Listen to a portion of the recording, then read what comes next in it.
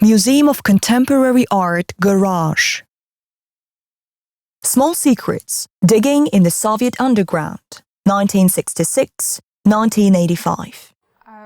By Jenya Koynova, exhibition mediator, and Kseniya Artyomova, exhibition methodologist.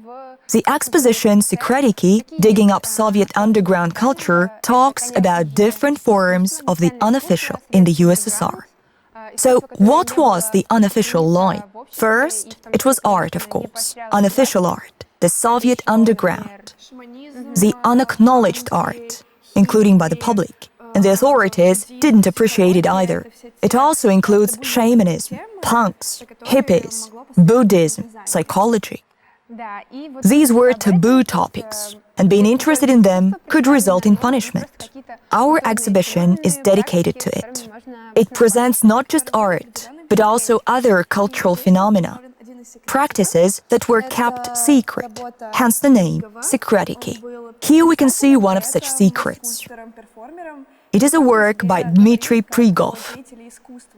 He was a writer, poet, sculptor, performance artist. He called himself a person of arts. When someone called him an author, he would answer, "No, I'm an artist." But when someone told him he was an artist, he would say, "No, I'm an author." Here you can see his poems and other works in the form of poetry.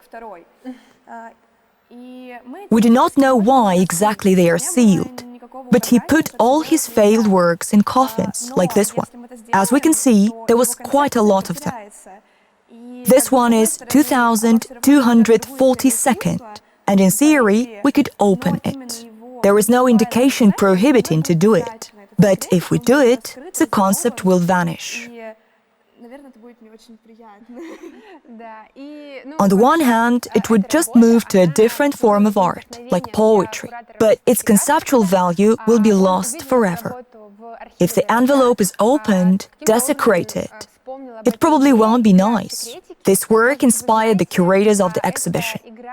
We saw the work in the archive of Garage and somehow remembered this old game called sekretiki. You might know that this game was popular among children in the USSR. Some played it even later. Our peers played it too. The rules of the game were: a child took all his treasures, like candy wrappers, buttons, decorations, rings, pieces of glass, everything that could be considered interesting or precious. They went outside, dug up a hole in the ground, put all the treasures, covered it with a piece of glass, making it a time capsule of sorts. Then threw dirt on top of it, and the secret, sekretik, was ready. He didn't tell anyone about it, except his dearest people, someone he could really trust. So, a circle of trusted people was formed, and only they knew about this secret and the exact point where it was buried. And it was concealed from all strangers. And so, this exhibition draws a parallel line, because most of the people, artists, authors presented here, who were friends to each other, formed a devoted circle of people who knew what art each of them was engrossed in, what was of interest to them, what books they were fond of. They formed a community of children in a way. And we urge you, when you come to the exhibition, to treat this place, this exposition, as a collection of secrets that you can observe, dig them up like an archive. Let's take a look at another vivid secret of our exhibition. Rimma Valerievna Gerlovina belongs to the circle of Moscow conceptualists. For example, one of her methods was creating art cubes. Those were cubes with words, cubes made from different parts. They always contained a hidden message. We can read one of them in this work. Let us tell you how to do it. When you come to the exhibition next time, you can do it too. At first sight, it looks like a cube with a crack. I think, as children, we all had this desire to snoop. And in classrooms, we spied too. Right now, we're next to documentation of work by the artist Yuri Albert. He also belongs to the circle of Moscow conceptualists. His works were very society-oriented, aimed at people. For example, he came out in the street with a sign, "All the warmth I produce, I give to people." Or he could come to his friends and walk around hugging everyone. It was also his definition of art. Or, for instance, as this documentation shows, he cleaned up the flats of his friends. Beforehand, he sent them documents like this one, where he listed his services. "Dear Sir or Madam, here is a list of services that I can offer.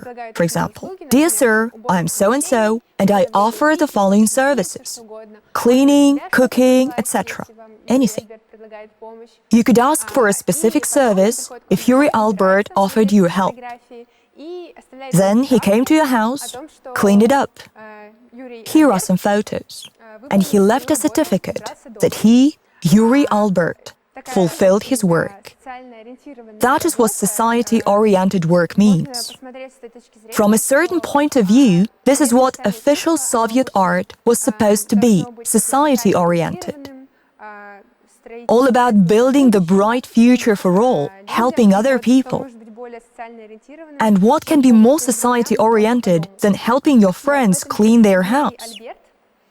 This is what Yuri Albert was like. How he used to work like this to connect even his own life, his everyday routine, to the world of art and make them equal to each other. So the way he lives, what he does in his lifetime, becomes art. You can find something similar in works of Anatoly Zhigalov. He claims that his work as a warden is what composes his art. In a way, he also equalizes everyday life and works of art. By the way, Anatoly Zhigalov was a part of TOT art group, which stands for Total Art. It means that art is all-pervasive. It goes beyond artistic creations and also covers our routine. The TOT art group consisted of two people. They were Anatoly Zhigalov and Natalia Abalakova. They were a couple and often arranged joint actions and performances. For example, here we have documentation of their performance, Burial of a Flower. You see photos, a series of them. You see the result of this performance, a buried flower, in fact, covered in gypsum, and next to it, items that were used during the performance. During the performance, Natalia and Anatoly gathered friends in their flat and arranged a burial for the flower. Using the items exhibited here, they cut the ropes that supported the cypress, put the plant into a certain ceramic tube and brimmed it with gypsum. Then, all participants of the performance ripped wallpaper off the walls. They put the gypsum into a postal box. After it, Natalia and Anatoly left the room and all participants were sitting in the dark.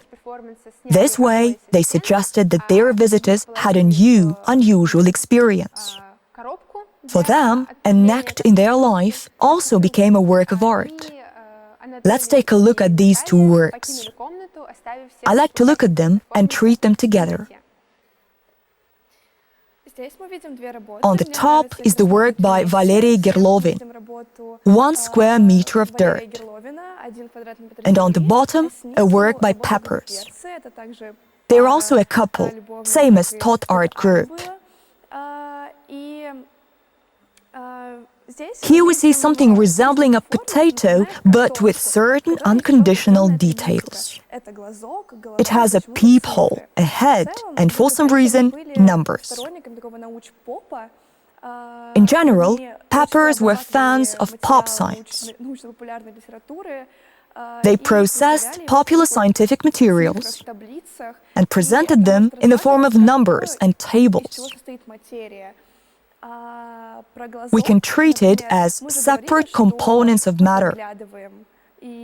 We have already mentioned that a peephole is a symbol of snooping, and we can spy on art. In a way, we can spy on it too. Many exhibitions of unofficial artists were hosted in flats, as it was the only safe place. A place where they could actually present their art and art at an exhibition. And that peephole was used to show you who was about to enter your flat. A safe person or the one you should be aware of. So again, you can spy through a peephole. Although it depends on which side you're on. A head, what do we store in our heads? Ideas, different concepts. If something comes to our head, if we plant it in the right soil, the concept will sprout and bear fruit. I find it quite funny that this exhibition is about the Soviet underground, and we're literally underground. Speaking of potatoes as one of the commonest things, what do we do with it? We dig it up. This exhibition is based on the archives of Garage. And you can dig up things here, like open these drawers and read all the documents that you may find there. These are the documents of the Fly Agaric group. This action is pure change. What is it about? The artists asked their friend, who was in no aspect connected to art, to leave the town and follow their instructions. He had to drive to the woods, dig up a box with clothes. The clothes were shabby but clean enough. This friend took off his clean suit, the one he put on for a birthday party, and changed into the clothes he had just dug up. He put his own clothes back in the box, buried it, and went to the birthday party in those shabby clothes. It was a symbol of pure change. In his rebirth, through changing clothes. In the meantime, Nikita Alexeyev followed him. He was another artist from the group of Moscow conceptualists. He was also offered the instructions to go to the forest, take a spyglass, and observe something a complete stranger was doing, that is, changing clothes. There are many ways to look at this work of art. It is about power that can change you and transform into something that doesn't suit you at all.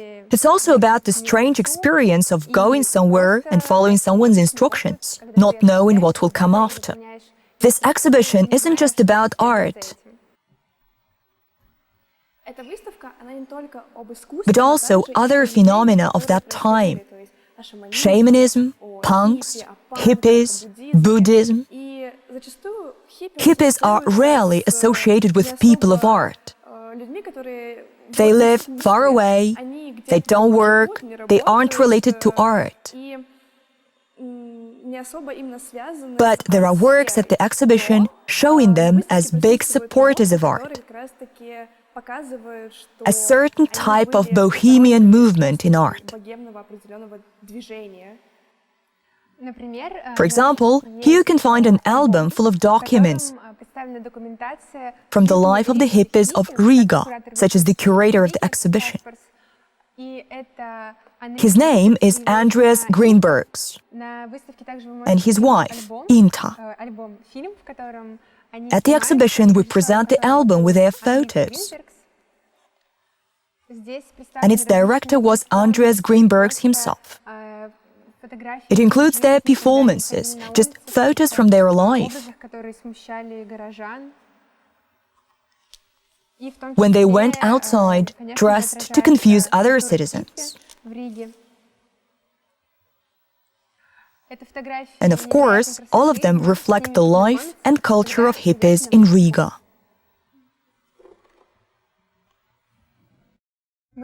Right now, we are inside Jan Ginsberg's installation. Its story is rather unusual. Jan Ginsberg is a young artist, a contemporary artist. Installation of the Room of Geniuses.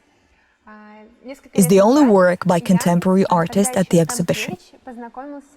A few years ago, Jan, known as Stankiewicz back then, met Joseph Ginsberg. He was an artist of the Soviet underground. Back then, he was old, homeless, living in poor conditions. Jan Ginsberg, or Jan Stankiewicz, met Joseph through a friend of his and offered a place to live in his flat. He learned that Joseph was an artist who failed to gain fame and success as his friends. Years later, Jan and Joseph lived together. They became good friends and had long discussions about art and philosophy. And Jan chose a particular artistic strategy in order to resurrect Joseph Ginsberg's legacy. And he even took his surname. He said it was Joseph's wish, so he took an artistic nickname, and his name now is Jan Ginsberg. We are in the room of geniuses, as we mentioned before, where Jan Ginsberg makes Joseph's ideas a reality. We cannot say that one artist replaced another, because initially Joseph wanted to make a room for him to live in, with many portraits of geniuses on the walls, to let them inspire Joseph and help him come up with new ideas. Jan decided to make an installation of it, and we can try to feel how this room inspires people inside it with portraits of geniuses surrounding us. Curiously, this is a ready-made work. Jan took ready-made pictures from a Soviet textbook, so he didn't choose any particular portraits for the room.